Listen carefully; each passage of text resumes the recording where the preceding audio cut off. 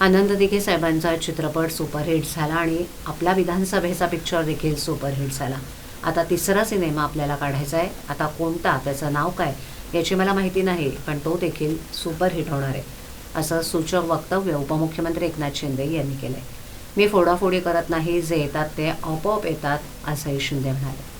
महाविकास आघाडी आणि ठाकरे गटाचे काही खासदार फुटणार असल्याचा दावा महायुतीचे नेते आणि शिंदे गटातील पदाधिकारी करत आहेत. या दाव्यामुळे राजकीय वर्तुळात आता विविध चर्चांत रंगू लागले आहेत. रविवारी उपमुख्यमंत्री एकनाथ शिंदे यांच्या वाढदिवसानिमित्त एक वक्तव्य केलंय.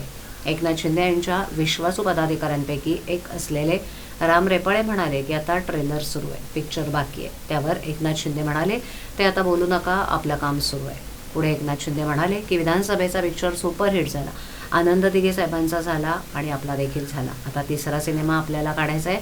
आता तो कोणता, त्याचं नाव काय याची मला माहिती नाही, पण तो देखील सुपरहिट होणार आहे, असं शिंदे भाषणात म्हणाले.